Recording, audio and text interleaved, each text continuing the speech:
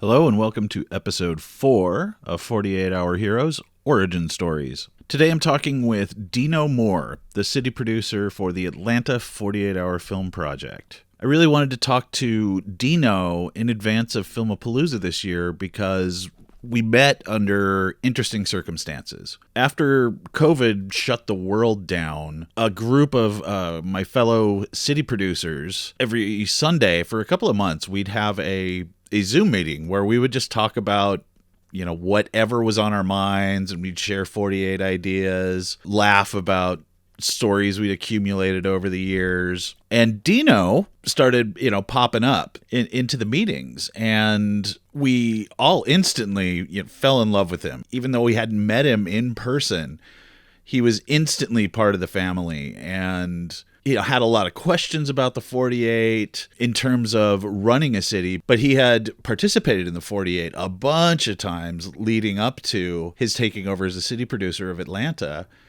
And he was a volunteer at the Atlanta Filmapalooza in 2016. So after a couple of months of chatting with him in our Zoom meetings, just chatting back and forth via text, I thought it was kind of funny. I felt that I knew him better than I actually did. I felt like I'd known him in person as a friend, for several years. And even though it had only been, a dozen hours or so via Zoom and text messages. So I really wanted to talk to him in advance of Filmapalooza to get, to his origin story, to get a little deeper into who he is and, become a better friend through the process and, just generally geek out about the 48. So please welcome Dino Moore, city producer for the Atlanta 48 Hour Film Project. So it really doesn't matter what you look like, say or do. I know that I had a cooler weekend than you. Welcome, everyone. I'm Kirk, your host for 48 Hour Heroes Origin Story. And today I'm talking with Dino Moore, who is my city producer counterpart in Atlanta, Georgia. So I'd like to welcome Dino. How you doing? Thank you. I'm doing well. Thank you for asking. So, I met you in an interesting way in that I hadn't really known you, physically in person prior to COVID. And then almost 2 years ago, we started doing those weekend Zoom meetings, and you showed up and you were, a new city producer for the 48 and just kind of, immediately slid into the family. Yeah. That's what I loved about city producer family is, everyone's welcome. Come on in. Exactly. It's a bunch of mixed nuts. For sure. So tell me a little bit about your filmmaking history and how you got involved with the 48 Hour Film Project. Well, I backed into the film industry. I was actually, this is a true story. I was in prison for attempted murder. When I was a young kid, I got involved with something. My brother was in a car accident, like a fender bender that turned violent. And a guy that was on my street had a gun in his car. And I was so, I don't know, it was such a traumatic thing that I just grabbed his gun and started shooting. And I had to do prison time in a federal prison. Whoa. And while I was awaiting my trial, facing 45 to life, while I was there, you do what they call programming. So you could take classes and things like that. Mm-hmm. I took a creative writing course.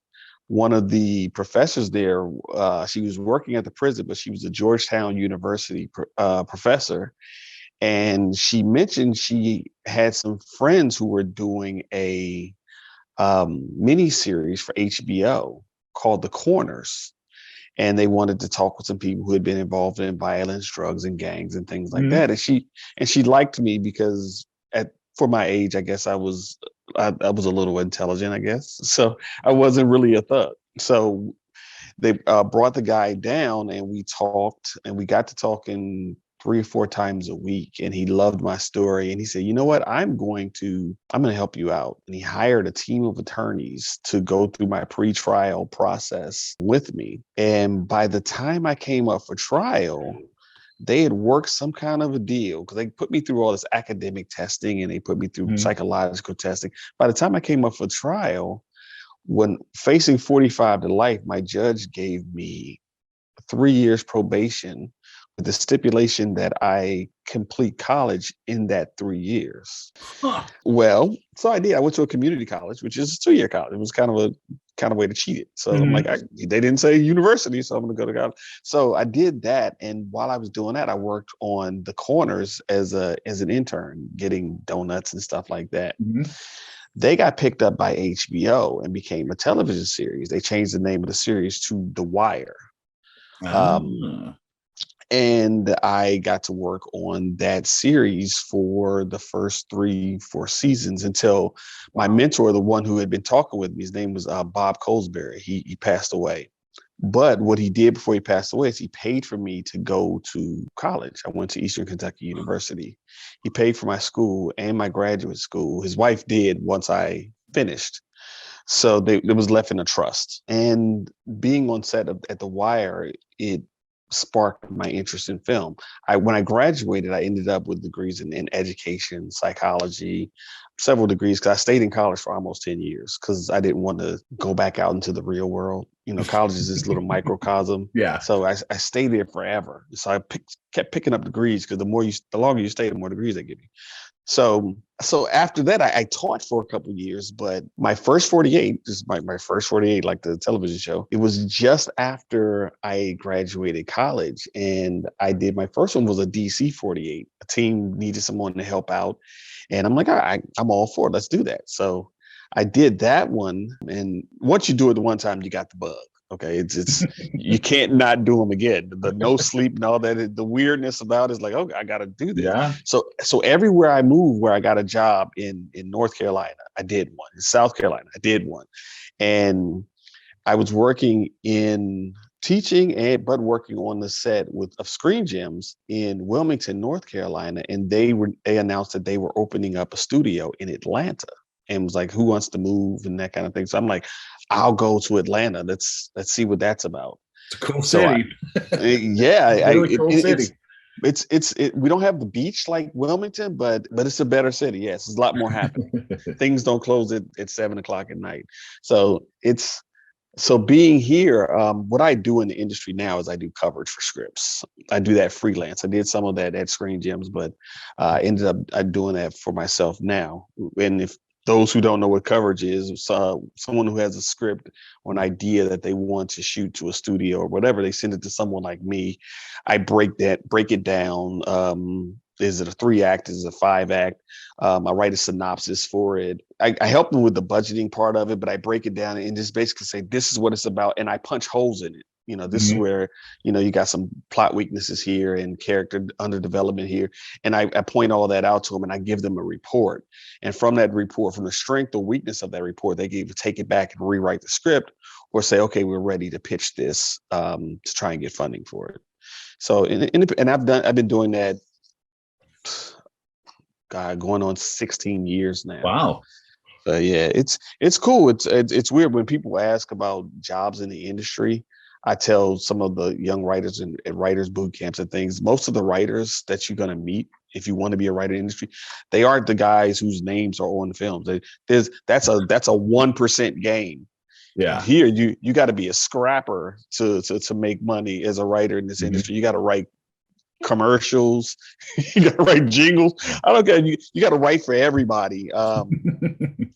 To try and make it. But I've been able, I sent my kids to college, bought my house, married a woman who's way outside my league, so you and me I'm both. doing okay. But being in Atlanta, I did 13 straight, well, not 13 in Atlanta, 10 straight 48s here in Atlanta. Wow. It was, I'm like, how I approach the 48, because everyone does it differently.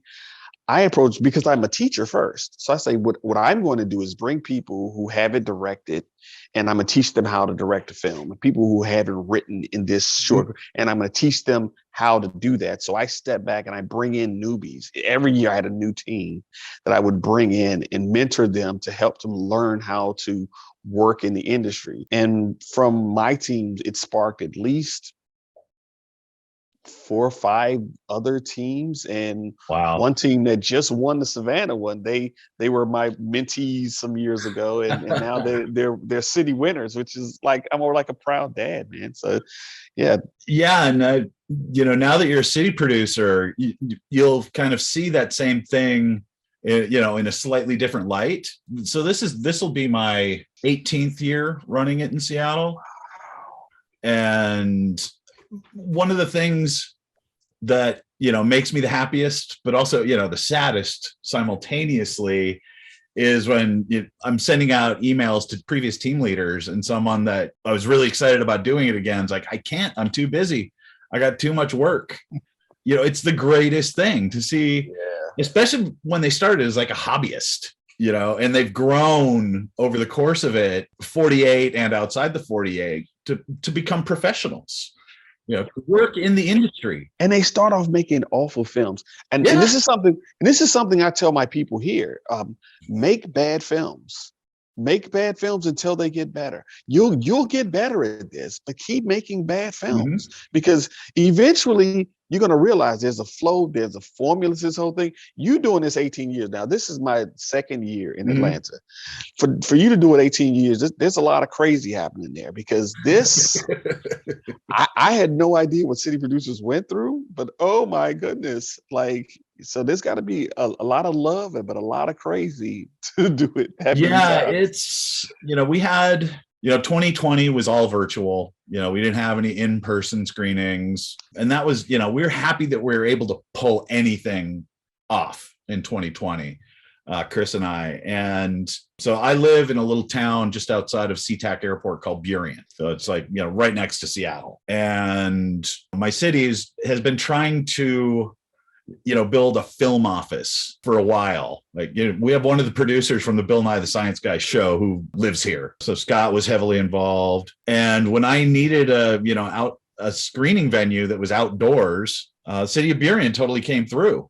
And, we had 3 outdoor screenings over the summer. And then my normal partner theater, owned by the Seattle International Film Festival, they didn't have a regular theater open for horror, but we had the opportunity to use kind of their flagship theater, the Egyptian, and we got to have both of our horror screening nights in a theater. And it was, just mind blowing. I almost started crying when I saw the audience. When I walked on stage for the first time, I was like, can you believe we're all together in a SIFF theater? This is amazing. It's crazy. I was blessed when I started the 48 in Atlanta, there was Paul Rodriguez and Gabe Wardell. And they were amazing producers, the best salt of the earth people you could ever want to know. So I was able to experience it, and I volunteered where I could. I volunteered at Filmapalooza when it was here in Atlanta. So that was my first and only so far, but I'm looking forward to this year because it's in my home city. And then they passed it on to Deontay Trundle, who I was really good friends with. So I got to see what he experienced as a city producer, and they got like huge footprints in that, like they were having 90 teams enter or 98 teams. And, it was at that point, it was the, can we get it over 100 mark? So when I came in, I had all these ideas. I'm going to do this, I'm do that. And we're going over 100 next year. COVID. Yeah. So 2018 was the first year that Chris Flink became my co-producer.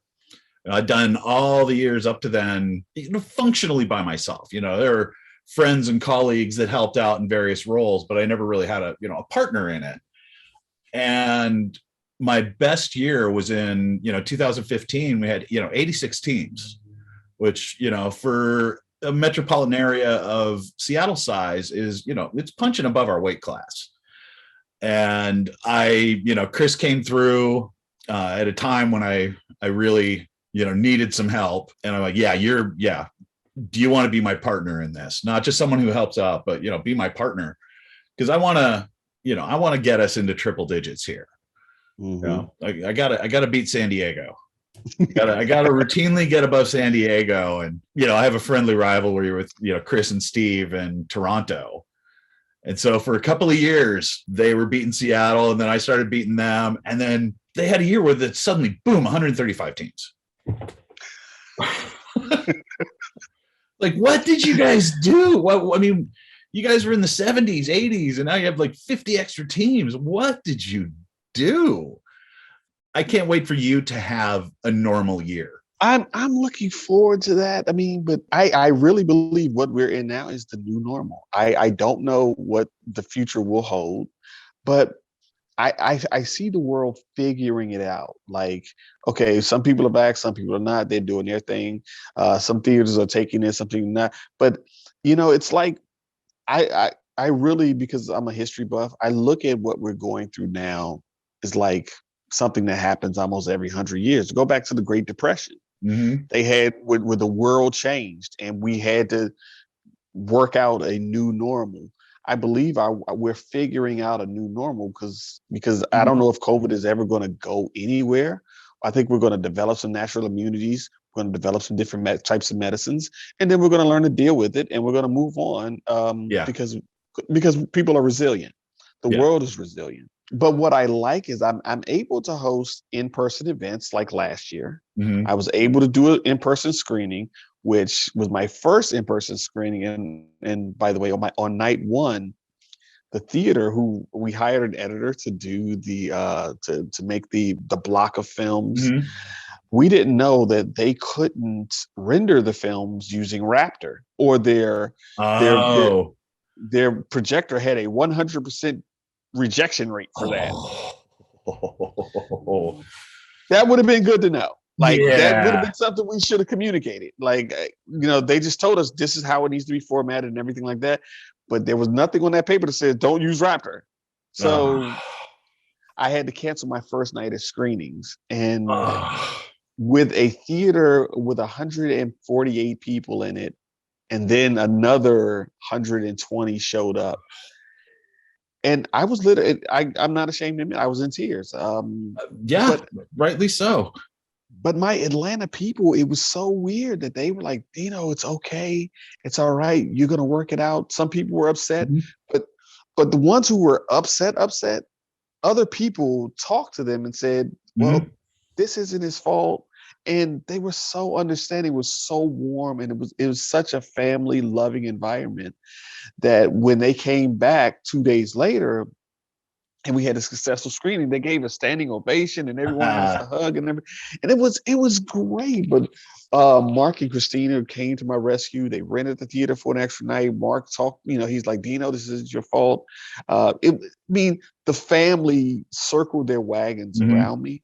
And that's why as long as Mark and Christina will have me, I'm never leaving. I'll be 85 doing this if they'll have me. All right, I'm looking forward to being old man city producer with you. Exactly. Yeah, it's really amazing the sense of camaraderie and family that develops out of it. One of my best friends, I met through the 48. He was a competitor for several years, and in 2013 I went to his wedding, and we've done the 4 Points together a couple of times because we have very similar senses of humor, and he's hired me at his Amazon job. And I mean, just the professional connections, the personal connections. Like today, we were lobbying to increase our state's film incentive, which is never going to rival yours. We realize that. But I mean, we have a cap of $3.5 million, that's nothing. We got Oregon to the south with 20 or 22 million. We got Montana to the east with 12, and theirs is only 3 years old.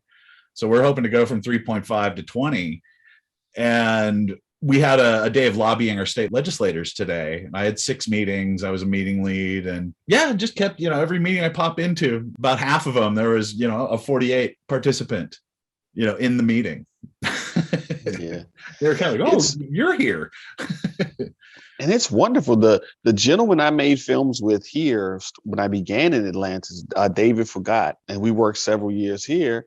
once I became a city producer, the second year, I'm looking at like Minnesota or Milwaukee, but I'm like, is a city producer, David Forgot. I'm like, whoa, David, what are you doing here? And so we are looking forward to reuniting in DC, because we worked together so many years. I learned so much from him on the production side. Being a writer is far from being a director or producer. So I learned so much from him. So yeah, you're right. The family, since I've been here, everyone is, Jeff Hahn from Little Rock. Good dude. Becoming one of my really, really good friends. He's always there to help me out with things I don't know. Like, he does graphics really well, which I don't do. And he's like, hey, if you want something, I'll make it up for you, And so, he's always been a really, really big help. But yeah, the family of this is what I cherish the most. Yeah. I mean, like I talked to Olivier, yesterday. He's like, my brother from a French mother. I adore that man. I met him in 2013 at Filmapalooza. I also met Chris and Steve from Toronto on that trip, and Indra, my tattoo sister. That's that's what Filmapalooza is to me. I mean, I know you're at the one in Atlanta. Have you been to any others? I have not. Washington, D.C. will be my next one, where I was born and raised. So I'm looking forward to going home. And, I have 2 daughters there who are police officers in D.C. So it's going to be fun to spend time with them. But, to be back in the city is going to be great. Yeah. I mean, and you're going to, see it from a different perspective. Your film isn't there. And you'll be hanging with the city producer crowd, which is you're going to meet even more of us, and there's so many incredible people, like Robin and Dwayne from San Diego and Rob from Baltimore, and we're gonna rush off and get a 48 tattoo. Oh yeah. Indra's in. I'm not sure if Chris is going to be there. He's trying to figure that out. But Indra wants to get a tattoo. She's not too keen on anything 48 related this year. I'm keen to add on to mine. I just got to get my 48. I mean, I've done it so many times. It's a part of me now. It's in my blood. So yeah, I mean, it was. So the little microphone, light, and camera icons. Yeah. I'm thinking of surrounding my 48 tattoo with those. Oh, that'd be nice. Yeah. That would be nice. I like the thought of that. I may steal that. Hey, yeah. You'll just be, one tattoo behind me. You got to get the logo first and then, add on. There you go. Yeah, I'm so looking forward to film, an in-person Filmapalooza. Because, so many people busted so much ass last year to make, the virtual one happen. And I mean, Indra and Chris in particular, I mean, they really, really, really put everything they had into it. And, especially after, Filma in Rotterdam just 2 weeks before the world shut down, it was, it's a letdown, naturally, just a letdown, because, we all want to see each other. We're family. It's just way too much fun. It's my favorite time of the year. The virtual one, though, I wish we would, and I don't know if we are, but I wish we would keep some elements for that. Because honestly, if we look at the metaverse and things like that, that's kind of where the world is headed, I think. And for me, the virtual, it felt big and important. It was very, I learned so much. I went to all of the seminars. You had to watch me talk a couple of times, didn't you? Exactly. But the way we do it online, I had time to do it. I didn't have to rush from venue to venue to catch one. So I like that part of it. So I hope that we keep some of those elements, because it would be kind of cool. It'd be kind of cool to do it in like a metaverse environment as well. It's interesting, because I think the pandemic has forced a level of creativity on us as an organization, like our required elements do for our participants, like Cinema 48, that has evolved so much over the last 2 years, because of the pandemic, because, we needed the virtual turn in, and the virtual kickoff. And I can't see myself running a 48 now without using that in some fashion. And Wouter has really stepped up and developed this amazing tool. Oh man, he's a genius. He's a mad scientist. And here's the thing, I'm spoiled. I have to say, I'm spoiled because unlike Paul and Gabe before me and Deontay, I don't have boxes of paperwork. That stuff goes to Cinema 48, and I check things off, and so I'm in a world I'm like old parents say, you'll never know what it was like during our days. You young kids. Yeah, I can be that guy. Exactly. I remember, my first years when people were still doing DVDs and mini DV tapes. And so, I'd have to, copy times. I do all my own editing. I'm an editor. So, I'd have to, everything's in real time when you're going from tape.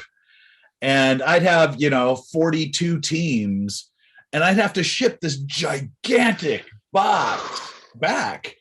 Yeah. And, just in the last, 6 years, everything's HD to 4K and on a thumb drive, and my boxes are getting smaller and smaller, and now they don't exist. It's amazing. Welcome to the new world. Yeah, it's incredible. I think Filmapalooza is going to evolve as part of this. I just think COVID really was a wake-up call for city producers and for the larger organization, that the way we had been doing things, even if we get back to something approaching our previous normal, that there are elements forced on us because of COVID that are viable and useful going forward. And I think Mark and Christina and Brian and are really coming around to some new ideas out of necessity. And luckily Wouter's there to go, yeah, I can do that. I was thinking about COVID in relation to the world, and I think it had to happen. I think that was the universe's way of telling us it's time to evolve, because COVID taught people that you don't have to drive to a brick and mortar every day to have a job and to be productive. Mm-hmm. Sit in your home with a suit jacket on, a shirt and tie, and your underwear, and you can do work. Yeah, and be productive and prosper in this environment. So it's forced us, like you said, it forced us to make changes that maybe needed to be changed. That if we were a little comfortable in how we did things, it wouldn't have been changed maybe for another 5 to 7 years. Yeah. But it forced us into it and forced us to evolve. So now we're better people for it. We're better filmmakers. We're better creatives. The operation moves just a little more sleek. Just like I see a lot of Chick-fil-A restaurants when I go out shopping and eating and everything. And they're not even, in my area, at least in the Atlanta area, they're not opening their inside dining areas at all. They're just not, even when things like died down some, they turned the dining area into a storage place. But the lines in the fast food, it's like 4 lines deep. And it moves so quickly. So they evolved into a model that might be better for the future going forward. And if we start using electric cars now, so we can get the emissions down and everything. But I think we're becoming something more. And if we look at it that way and bring out the better of us and allow it to mold us into something better, we're all going to benefit from this experience. Yeah, I mean, when I think about, so I mean, we've binge watched, everything, we possibly can. But my wife and I, we love the Great British Baking Show. And, pre-COVID, a year before COVID, I started taking up baking pretty seriously, getting into breads. And, once the lockdowns happened, we didn't buy a single loaf of bread for like 9 months. I was just making it all the time. Now I'm making steamed puddings and cheesecakes and custards and. You're trying to get on the show so you get no. I don't have the temperament for those shows. Here's a handshake, buddy. That Paul Hollywood handshake. Oh yeah, that would be a memorable moment. But my wife, she's the daughter of 2 Polish engineers, and all 3 of them are immigrants. So she's got, that work ethic and got to build stuff. She has transformed our, just to keep sane, she has transformed our house into, this model of efficiency. We now have 2, electric generators. We have 3 solar panels on the roof and a wind turbine. And, we charge all of our devices off of the battery that's powered by those. She built a pizza oven. Nice. You can go off the grid in a couple of years. We always joke that, completely off the grid. Yeah. When the apocalypse comes, we're inviting everyone to our compound, which we call Foxglove Hollow. Nice. Foxglove grows like crazy here. So Foxglove Hollow. We even have our own saloon, which we call the 2-Dog Saloon. Wow, you are doing it, man. Yeah, we got bees, brewing our own beer and mead. Oh God, bees, don't mention. Georgia's like the home of bumblebees. If you ever look at the honey at your local grocery store, yeah, it's from Georgia. We got like pollen counts that are astronomical. It's crazy here, but we got to save the bees. Yeah, but I love it. I'll never leave the 48. I don't think I'll ever leave Georgia now. DC will always be home, but I found my wife here. I raised my kids here, and it's where it's at for me for at least now. When I retire, I'll probably move to Savannah. It's a sleepier town, and it's got trees that hang over the roads, and it's on the beach, and I'll grow old right there, but I'll still be doing the 48. Yeah, oh man. Yeah, I can't see myself not doing it. I mean, I just can't imagine a reality where I'm not doing it. It's that important to me. I simply can't imagine it. And, I stayed, I was tempted to move down to LA or back to the Bay Area, 2008 to 2010. And then I met my wife and I'm like, no, I'm staying here. She's not moving to LA. She's got a good job, working for the state, and I have too many friends here. The 48's nice and established, and, I can make a living here, doing editing, and I'm getting more into writing like I should. So I know a script doctor to come to when I got my draft. There you go. I'll tell anyone who sees this though, city producers, contestants, participants, if you have been involved in a 48, if you've done a 48, if you haven't had a conversation with like Brian, Mark, Christina, Walter, you need to make it happen. Because like my first film when I met Mark, and I was at that time I had just done the 48s and I was volunteering here in Atlanta. Which is a very good Filmapalooza, I gotta say. It was good. It was a good one. When you talk to Mark, as busy as he has to be, yeah, he looks into your soul and makes you feel important. Like he wants to hear what you have to say. Mm-hmm. And he asks those digging questions that are bigger than, how you doing today? Like, if he says, how you doing? He wants to know, how are you doing? Like, give me more than fine. And it's to meet some people who are genuinely that good. Mm-hmm. It's a rare thing, especially in this industry.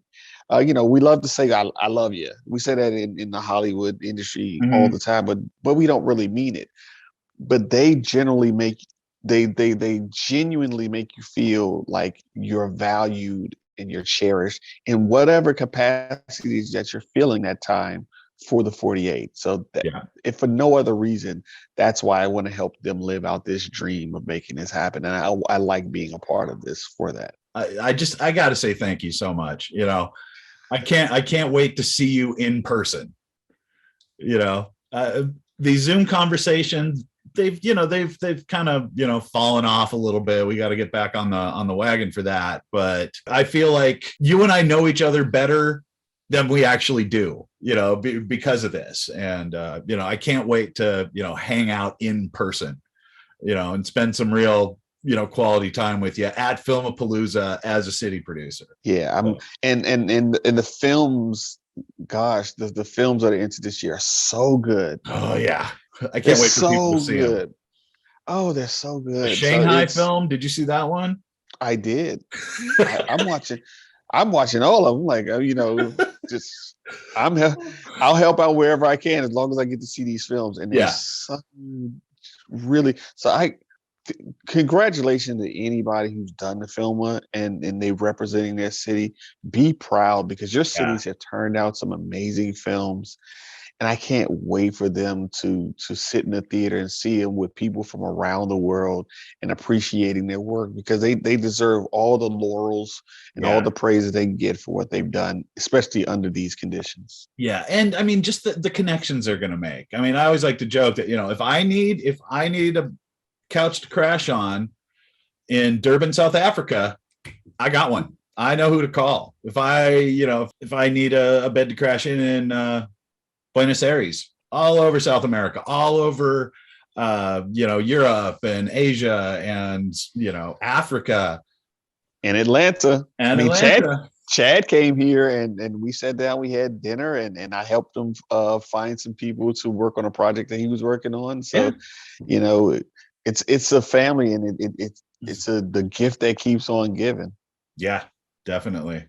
Well, thank you so much. I really appreciate your time and getting into that origin story. Oh yeah, it's long. Thank you very much. And I will see you in about a month and a half in DC. Yes, sir. Thank you for having me and thank you for listening to my little story. So it really doesn't matter what you look like, say or do. I know that I had a cooler weekend than you. 48 Hour Heroes Origin Stories is a production of Media Without Borders and the Seattle 48 Hour Film Project.